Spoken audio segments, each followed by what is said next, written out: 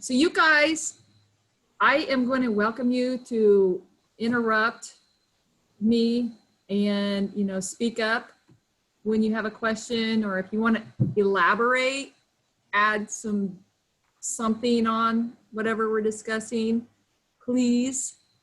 Okay, so that's your assignment for Zoom today, is to interact a little bit with, you know, what we're discussing. Hopefully it's not that exciting today. When we get to the poem, it's not a bad poem, but the notes, you know, notes are notes. We got to do those notes to actually learn what we got to learn. So, you know, that's part of it. Evil, like litter boxes. All right, I'm going to share my screen, and you guys find the assignment that I posted. Huh.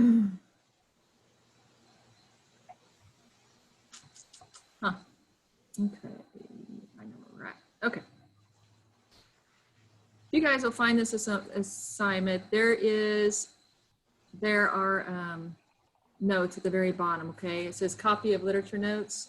I just want you to open that up a little bit. We're gonna just take down some of these and try to do those fairly quickly. But like I said, just please just interact, discuss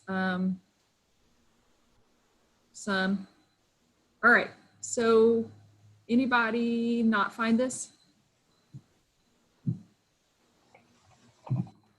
Okay, so what you guys, what I want you to do, you guys, do you have these notes already down, okay? What I want you guys to do is highlight or underline important things on these notes, okay? If you're doing it on the computer, great. I have no problem with that. Just use that highlighting or underlining key on your side, okay? Summarization is where we're gonna start at, guys. When you summarize something, if you summarize a paragraph or you summarize a thought that somebody said, if you summarize a movie that you watched to somebody, if you summarize the events that's happened over the last, you know, 3 or 4 months, you know, there's things that you do. Any idea? What do you do when you summarize? You're welcome to talk. Anybody want to chime in?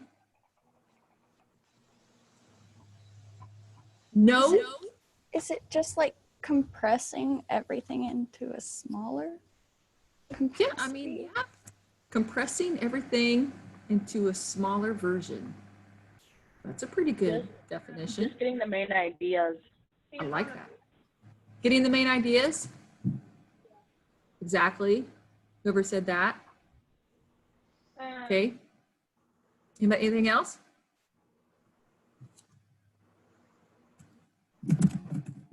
Compressing the important facts into a smaller, clear. How about that? We're going to add ideas to this, important facts and ideas, because somebody's added getting those main ideas down. That's what you're doing.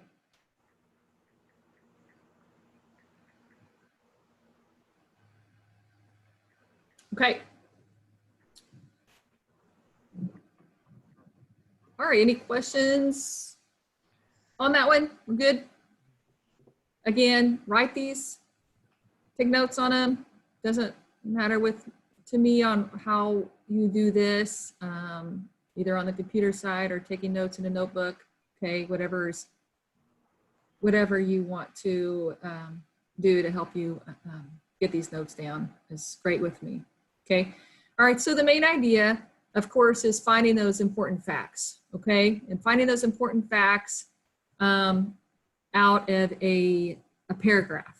Okay, and really that's your main idea. That's whatever is the most important information out of a topic is going to be your main idea.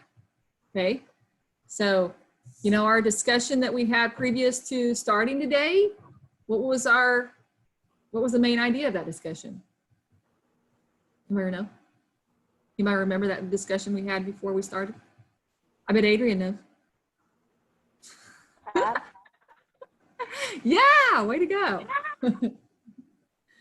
Way to go. You could also say that was the theme of the discussion too. So the most important idea of that discussion was, how many cats should a person have, possibly, okay? So main idea, what's the most important thing of the topic? Might not be important to you, but whatever the topic on hand is, that's the main idea of it, okay? Questions on that, guys? Good? Moving on to theme. All right, theme is a lot like main idea, okay? It's gonna be really short and sweet. It's really what the message is that you wanna get across.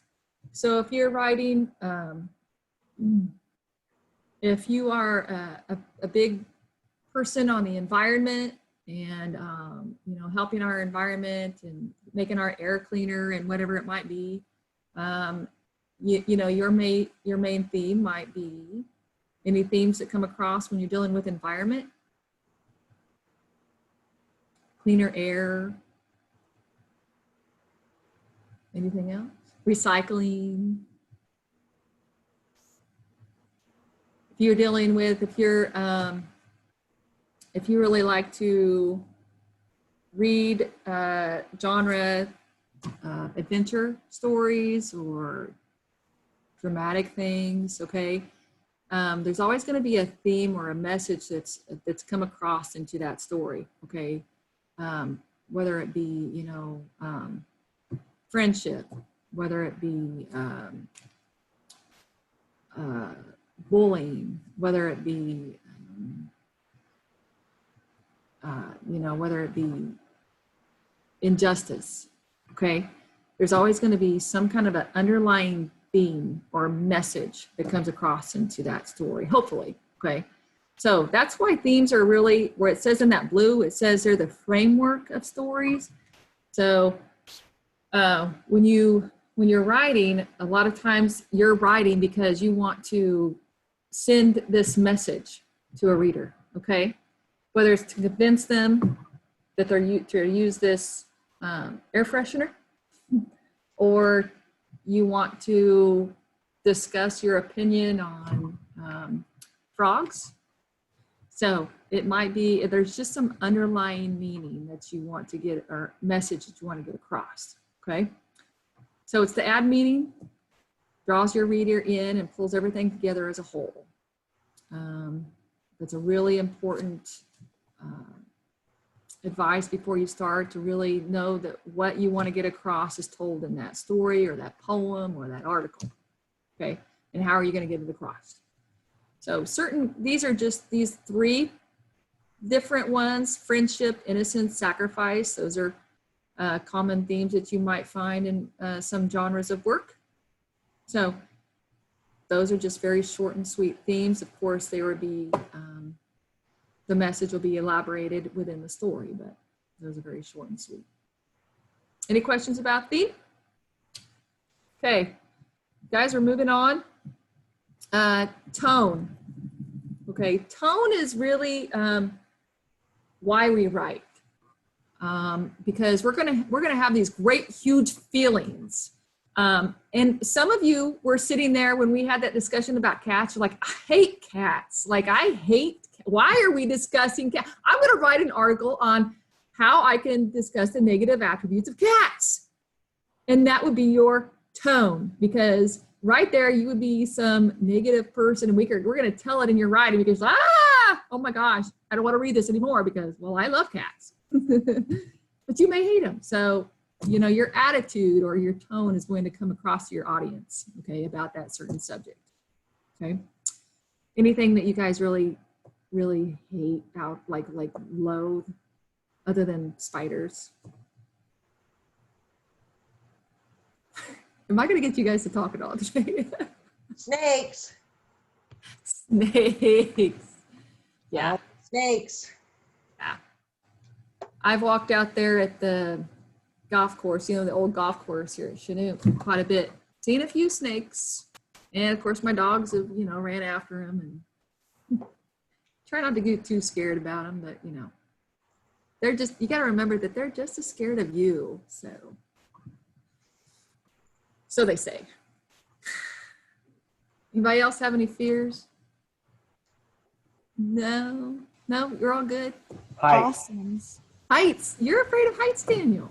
Yeah. Oh, no roller coasters for you. Going upside No, down. I love roller coasters. As long as I'm like strapped in, I'm fine. But standing up on a roof or something, or on climbing a ladder, not my thing.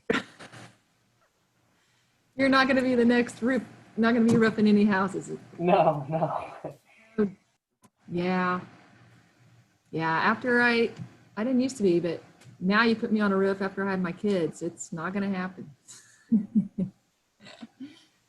Okay. Well, so everybody got the definition of tone, author's attitude. All right. So you guys, this is time for interaction here. You ready? I want you to tell me the attitude that's the tone of this first little 2-line story here. Okay, we have the father. He says, we are going on vacation. And the son says, that's great. What's the tone or the attitude? I'm going to call on somebody. Sailor? What do you think? Happy?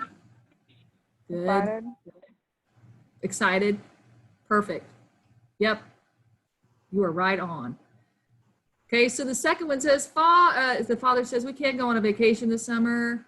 The son says, yeah, great. That's what I expected. What do you think, Eve? Sarcastic. Good. Right on. This one's kind of a hard because there's not a lot of information. It says, yeah, your grades on this exam will be as good as the previous exams. What do you think, Caleb? Any ideas? Where is Caleb? No, I don't have any ideas. What if you did really terrible on your last exams and the teacher says, yeah, your grades on this exam will be as good as the previous exams? What do you think? I guess sarcastic kind A of. little bit of sarcasm, just depends on how I voice those words. Yeah. Or if I said, yeah, your grades on this exam will be as good as the previous exams. And then I said, I hope. Now what do we got, Devin? Kind of hopeful. Hopeful, right? Good, yeah, a little bit. So that one, it kind of depends on your intonation of your voice, okay? So what about this last one? It says, can someone tell me what in the tarnation is going on here? What about you, Veronica?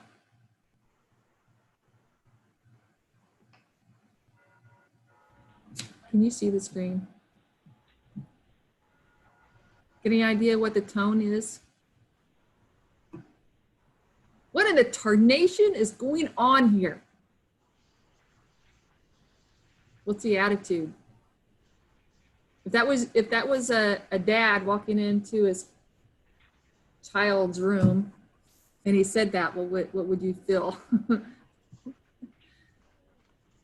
Probably a little bit unhappy with the situation, anger that might be building. Veronica, you have to pull the microphone down by your mouth so we can hear you.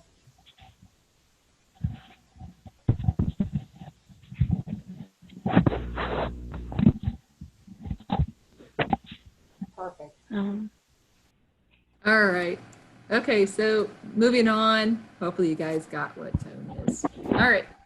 Cause and effect. I just want you to, look at the, all right, so I'm going to put an example here. Now, cause and effect are just a relationship between actions and results, okay? The events that we take, the actions we take doing something, there's going to be some results from those actions, okay? You know, if we, so if I said, we had some rain this morning, didn't we? Well, some of us did. Did you guys have rain this morning? We had horrible thunder and lightning. It was Horrible. so loud. Huh. Now, but no thunder or lightning. Really? I know, it was really weird. We went out to cross-country practice this morning, and I mean, it was the cloud, there was dark, and there was thunder. There wasn't any lightning. So it just kind of passed on through. I wish it would have rained some more, because I really would not like to not have to water today. So we received 7 inches of rain overnight. What's the result?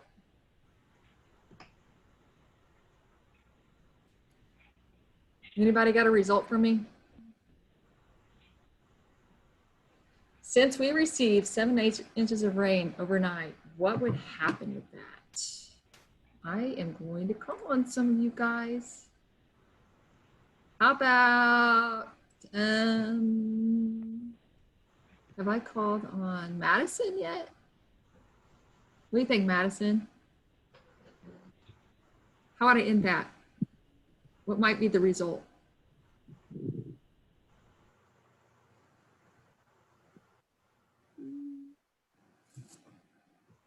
Since you guys probably know of Shaw Road,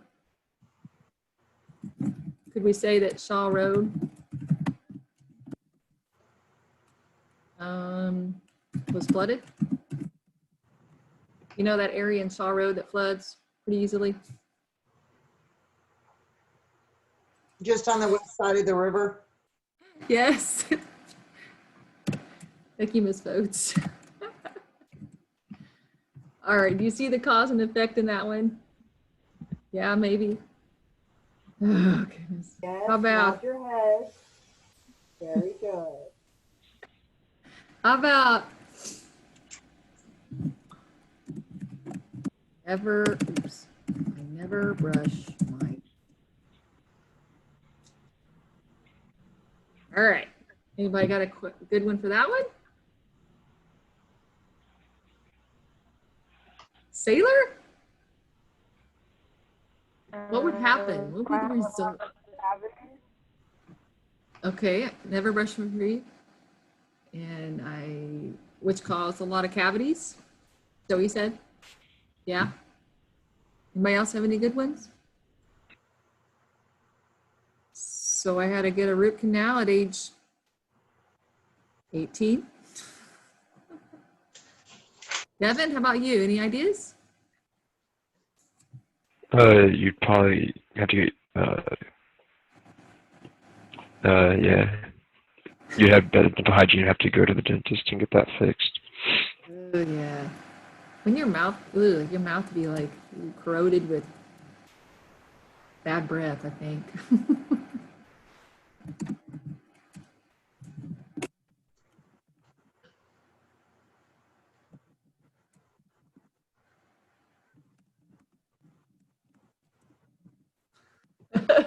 There you go. All right, cause and effect, guys. It's really nothing much to it other than there's going to be results over an action. All right, there's going to be causes and results. Or I could say as a result, so my teeth turn brown, there's my result. What are the causes? Because I smoke, because I don't brush my teeth. Anyway, there could be different causes of that. All right. Going on, elevated diction. You probably haven't heard of that one. Elevated diction is having to do with more or less slang versus no slang, okay? So if you guys were to get on your social media and whatever one you use, and you're texting and whatever back and forth to your friends, there's going to be some very informal language, some slang that might be used, okay? In other words that, you wouldn't typically use maybe with a teacher or with your boss, okay? So your wording will be changed, of course. If you're sending a text to a friend versus your boss, that's really the difference, okay? you're going to elevate your diction. Your words that you use are going to be elevated. All right. So you're going to establish some, higher level wording within your sentence or your thoughts. Okay. So that's what elevated diction. So make sure you understand what that is. An example here, I am much obliged to you, sir. Very thankful thought. It's very formal. Obliged is not something that you would use. It's more of Old English type of wording, but something that you might use to an older person, possibly. Versus, thanks a bunch, buddy. And that's more slang. That's more informal. Okay. So that's elevated diction, the higher level wording that you use to make it formal, to establish formality. So if you're going to write a resume or a job application, or you get a reference letter from somebody, or you're writing an essay, that's when you're going to elevate your diction. Okay. You're going to be more formal with your writing. So, question? Good. Glad. Devin, no questions? All right, poignant is another word you're going to need for this first poem we're going to read today. Poignant has to do with, well, if you look at that example there, it says it was a poignant portrayal of the effects of a war that touched every aspect of society. And what is it about war that we, how do you feel about war? Because there's a great context clue in that thought about what poignant means. How do you guys feel about war? What do you feel about war, Emily? Any thoughts?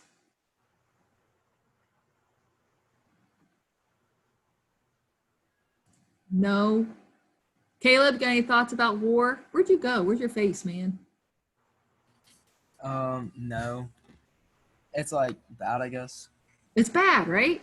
I mean, we would think that war is bad. There's lots of death. There's lots of, misery, okay? Horrifying images, okay?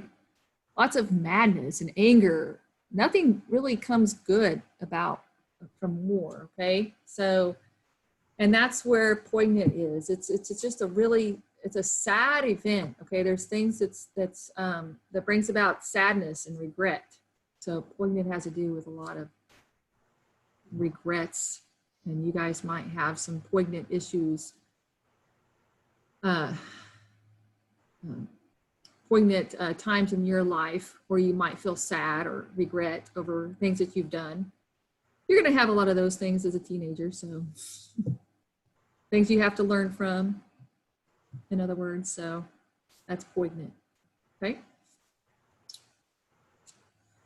All right. Okay, the last thing that I'm not going to go into too much, but is metaphor. Remember metaphor, I know you guys have all used metaphor. Dealing with figurative language, make sure you have the figurative language definition here. And really, figurative language is just, why in the world do we use figurative language, guys? Anybody know?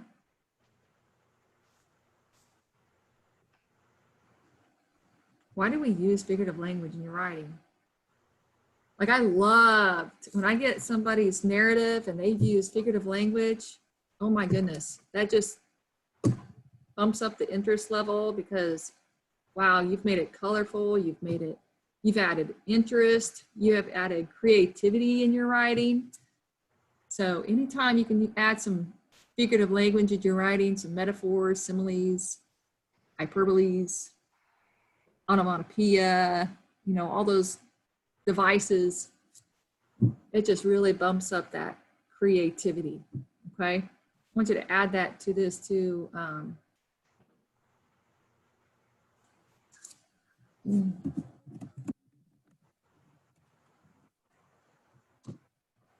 So it's a lot what figurative language does, is adds that creativity to writing. So very important, especially in stories that you write. So of course, in different things, like you guys had to write, I know,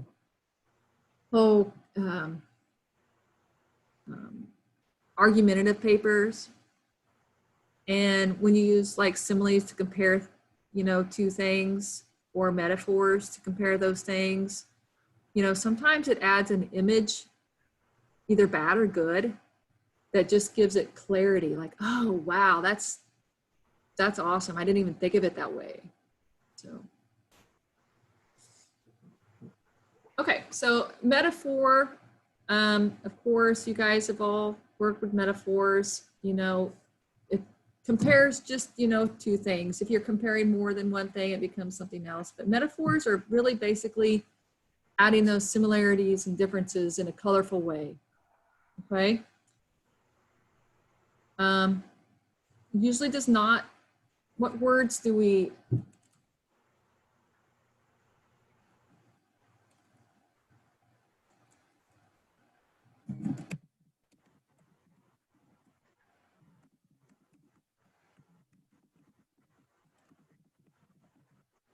you know, what is that figurative language that uses like or as to compare?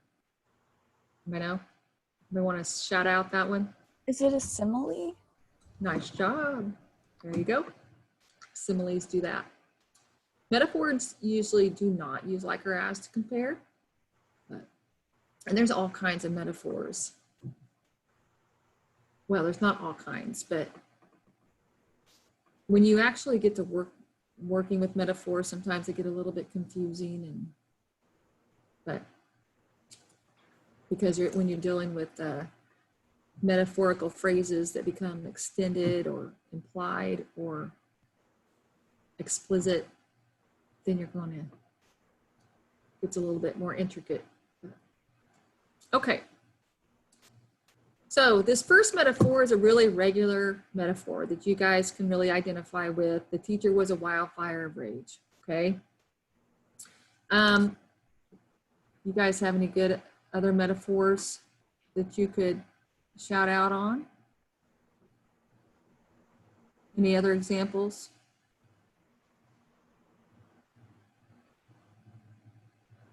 Anybody? How about the world's a stage? Is that a metaphor? Talking about, like, you know, comparing how we are always,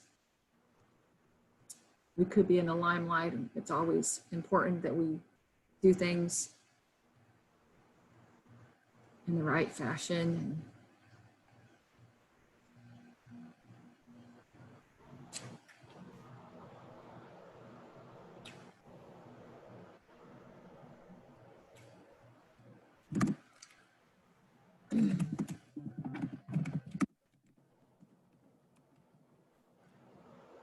Classroom was a zoo. If it was a zoo, what does it look like? Is everything pretty calm in that classroom?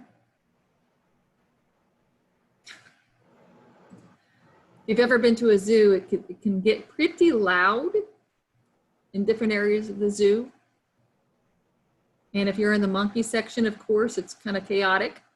So most likely there's your metaphoric comparison. Classroom was probably pretty chaotic. A lot of ruckus going on because maybe the teacher was out, or maybe the teacher had no management skills. Who knows? Or maybe they were having a party. Okay, the next metaphor I wanted to discuss is an extended metaphor. An extended metaphor is something that you're going to work with on the first poem. It's really talking about, a lot of times throughout the whole story, okay, or poem that you're reading, it's going to develop some kind of comparison. A lot of times you'll see it right in the title, and the whole story is actually relating to the title of the poem or the story, okay? So it's not going to be really short and sweet like these last two. It's going to be something that's throughout the whole story. It's a metaphoric example. If you've ever read Romeo and Juliet, and it's really during the whole speech on the balcony, you know, Romeo is talking about Juliet to the sun and the love, and he's comparing, you know, Juliet to the sun and summer, and the whole thing is actually extended because it goes on the whole entire speech is actually the metaphor and how he's comparing Juliet to the sun and summer. So implicit has no be verbs, okay? Be verbs are like were and am.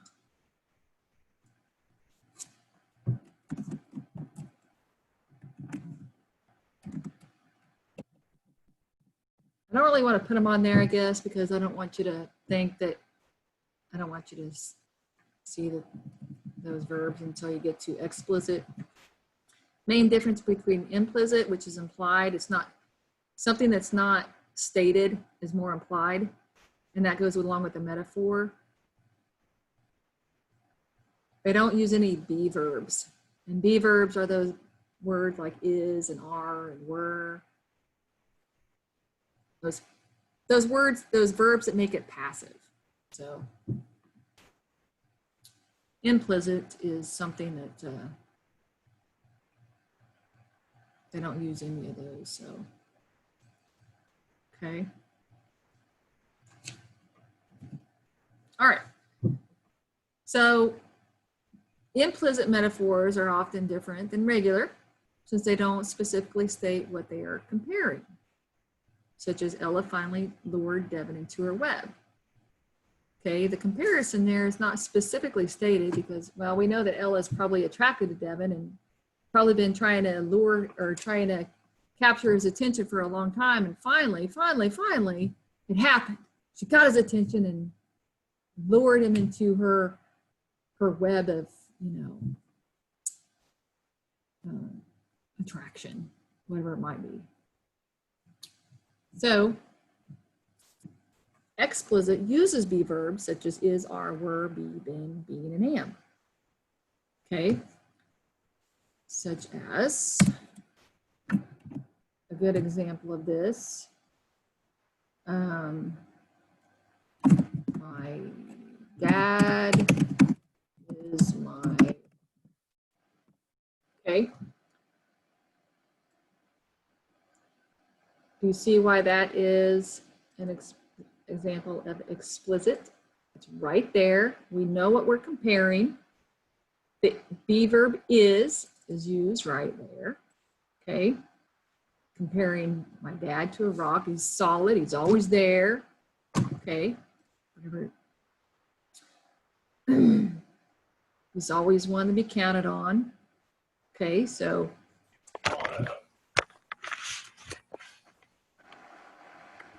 all right, so this one here, you guys doing all right on the notes? Nobody's yelling out with questions or anything, so.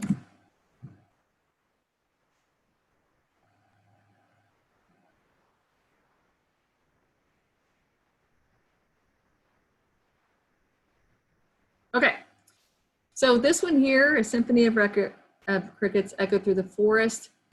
Okay, so you guys, if you notice that sentence, a symphony of crickets echoed through the forest, you know, we know that there's a symphony of cricket. That means there's probably quite a lot and they're kind of together in unison, echoed, you know, it's just going all through the forest. They're just all over the place, okay? And it sounded like some kind of orchestra out there that they were composing. So no be verbs used, okay? So that's going to make that, of course, which one? If you said implicit, you are right. So make sure you have that example of an implicit if you didn't already, okay? All right. Okay, any questions, guys, on the notes for today? I'm not going to go anymore, but I want you to open up the poem.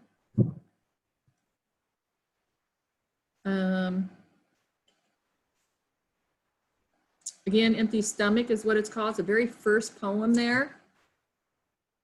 I want to go over that really quickly with you guys, and then you're going to have a homework assignment over that. So just listen carefully and kind of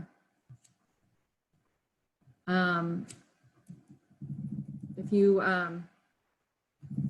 I do want to make a note that this empty stomach title is a metaphor, okay?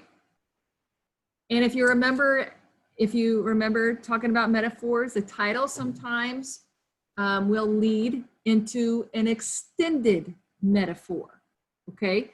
So this whole poem is really going to discuss and go into detail about the empty stomach. Now, it's not literally an empty stomach, but I want you to catch on to what literally the empty stomach is referring to, metaphorically, okay? So mom sits around all day holding a book. Sometimes the pages never turn, for her eyes find it impossible to read. Do you guys ever just kind of stare into stare into the TV? You ever do that? And you're not actually watching it or at all. You're just staring at it, just kind of like in La La Land, because you're thinking about something else. You're thinking about what this guy said, or you're thinking about if you're going to Kansas City, or you're thinking about this conversation that you had with a friend, okay? That's kind of what's going on with this mom. She's just sitting there holding this book. She's not paying a lick of attention to what she's reading. She's finding it impossible to read because she's got something on her mind, okay? And then it goes on to say since, oh, we got a cause and effect. This is why. Since Dad left 2 weeks ago, they have not been replaced. So her eyes, they've been replaced by cold gray stones. So we got the cause of why she's just sitting there. We got the dad left 2 weeks ago, okay? So her eyes have been replaced by cold gray stones. No sparkle, no life. I told my little brother she's sick. So this sister, probably an older sister, she's making excuses for her mom, okay? But how can you diagnose someone for sadness? Nowadays, people get depressed and sad about certain situations, and sometimes they might be, given some depression pills of sorts, and, for temporarily try to get them out of that melancholy mood. But, the sister's like, I don't know what to do. I'm just trying to console my brother here. And she says, despite everything, her anguish hangs in the stale air. Stale, there's another negative word. It's very stale. It's not moving. Misery in every dirty dish. Notice all those negative connotations. Silent cries for help in the velvet elevator music she uses as a futile attempt to erase the melancholy in our lives. So they got a lot of sadness, and the futile, there's nothing happening. It's just, what's the good? Because the mom is just this way. She's not changing. What do they do? Which has so obviously coded our thoughts and words so that we are deprived of hope. So the mom is just, since she's just in this trance, let's say, it's fed on, it's carried on to her kids, and they're fixated on her because they want to help her, but they don't know what to do. And all she has is anguish. The hope that left as Dad shut the door on us one night, on my way to the kitchen to fetch my midnight snack, I caught a glimpse of Mom, doubled over the toilet, gagging up in her pain. Agony and despair colored in the lines of her face. She looked my way, but saw right through me. I realized then in her eyes I was transparent, just a body trying desperately to fill a void in her life that continues to be scooped out with every breath inhaled into her empty stomach. For now at night, I just go hungry. So guys, I want you to understand that when she goes hungry, she's referring to go hungry. It's not actually literally, this is metaphorically. She's hungry for what? Do you know? This daughter and her brother are hungry for what? Yes, it could be food. Affection. That's really, what? Affection. Affection, yes. Like they just want some kind of affection, some kind of attention for the mother and try to help her in some way or another, but she's not at all doing that. Her kids are transparent. that means that she's just seeing right through them. She's not paying a lick of attention to them. And so until she finds help, you know, in some, or gets through this grieving process, you know, she's feeding this to her kids as well, which is not, you know, not doing anybody any good. But she definitely needs some help. And that's what the kids are going through. It's the empty stomach is actually metaphorically is speaking about the hunger they have for her attention, her affection. So, okay, so there's 3 parts of this poem that you need to summarize, okay? The first part, okay, what you saw at the beginning, and then the cause of her anguish, and then how her, you know, how her anguish was just stale. I mean, it was just, she was in misery. So you're going to discuss that middle part. And then at the end, how it actually transpired to her kids. Okay. So that's one of your summarizing the beginning, middle, and end is kind of what you have to do there. Okay. Poignant is one of the ones we took notes on. So I want you to quote 3 poignant images from the poem. Okay. Quote a metaphor, and then I want you to identify an implicit or explicit, and how do you know? All right, and then figure out the title of the poem, what possible meanings come from the title of the poem, and then I want you to quote a cause and effect example. Okay, guys have any questions on that? Okay, I want you to read through when you get that, I want you to read through Symphony. You know, you can try to answer some questions if you would like. We'll discuss Symphony and Caged Bird next week a little bit, but Empty Stomach, I want you to get that done this week. I think I have a due date on July 2nd. So I'll put a reminder out for you on Classroom, okay? And then read Symphony and kind of get a look at some of the questions and try to answer some of those too, okay?